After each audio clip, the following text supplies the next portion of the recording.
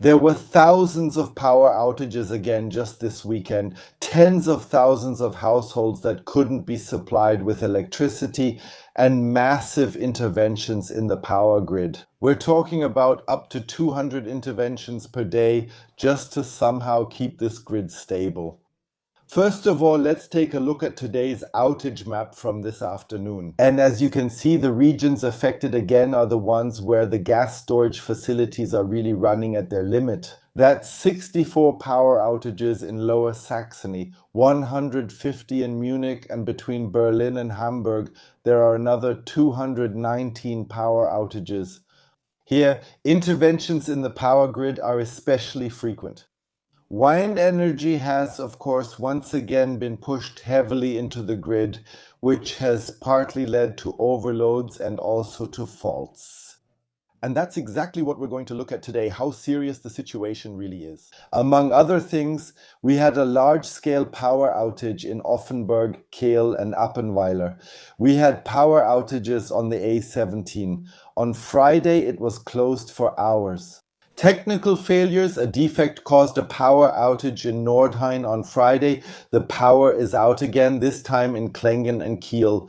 Power outages in Dickdorf affect 4,500 people. 4,500 Haushalte here as well. On the 27th of February, so the day before yesterday. Why the lights keep going out in Duda, we'll clarify that right now, immediately. And of course, hours-long power outage in the Northern District. This once again shows that our power grids are completely overloaded. They're saying that in February alone, just in February, they had to intervene in the power grid about 300 times to somehow keep everything stable. The pressure keeps getting lower. And whether the gas storage facilities are now showing manipulated numbers, we don't know. We've probably been very lucky in the last few days, especially here in North Rhine-Westphalia and also Lower Saxony. We've had a lot of wind. Of course, that meant some wind turbines were turning, but I went to check and not all of them could turn. That makes me wonder, why were so many of them shut down? You can see that here on the outage maps, or rather on the gas maps. Slowly, mind you, everything is starting to settle down now.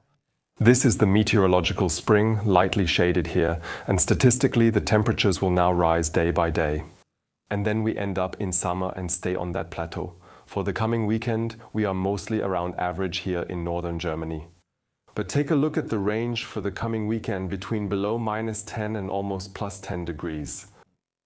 So it's definitely getting milder now. We just saw that again. Will that also mean there will be fewer power outages?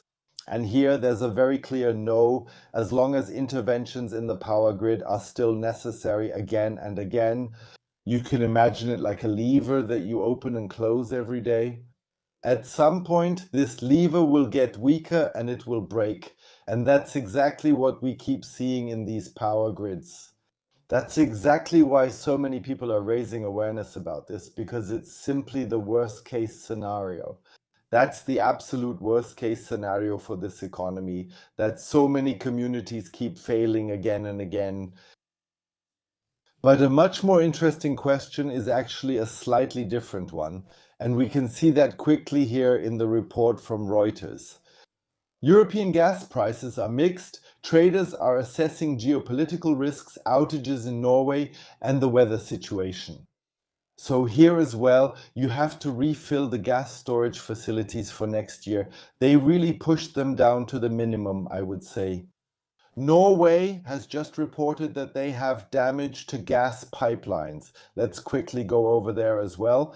And what Reuters is describing right now, we can also see in the overall chart. Liquefied natural gas and Norwegian gas are both continuing to decline. Urgent maintenance work needs to be done here in order to even start pumping to Europe again. But since these have been running at full capacity all the time, they could only be shut down for a few days at a time. And as for liquefied natural gas, well, there's really not much to talk about at the moment. There we're looking toward Iran and the Strait of Hormuz, where the first tankers have already been attacked.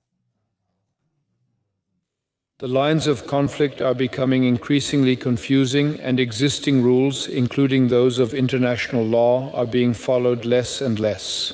Of course, the very first thing he says is, oh, international law, it's not at all positive that a dictator is gone. He, did you know, among other things, assigned children to search for mines, so when a child stepped on a mine. Tough luck, I just wanted to mention that, yeah, and when someone like that is removed, of course. We all think first and foremost about international law, or actually, I'm pretty afraid that people here could cause unrest. But that's not really what this is supposed to be about. Because when it comes to gas, he does comment on it, but only in passing. Iran's indiscriminate attacks on direct neighbors and the Gulf states destabilize the entire region.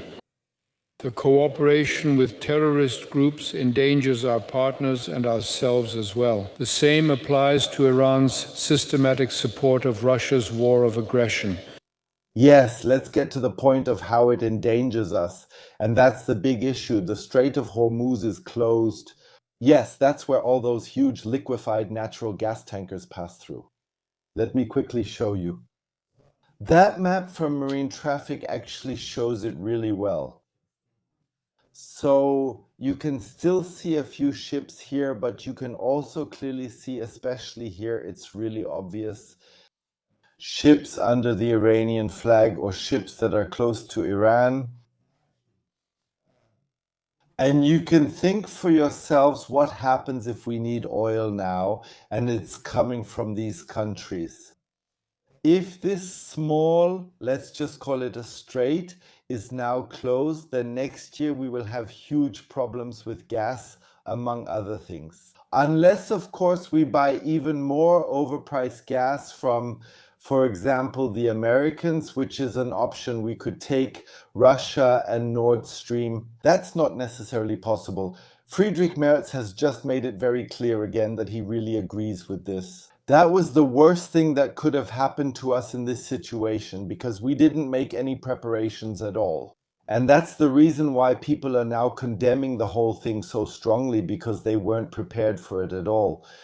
Yes, and a spring, summer, and autumn like that can be pretty short if there are extreme escalations in the Gulf region. Iran, on the other hand, doesn't really seem willing to see reason. So with all this data, please everyone, don't let your guard down yet, just be prepared.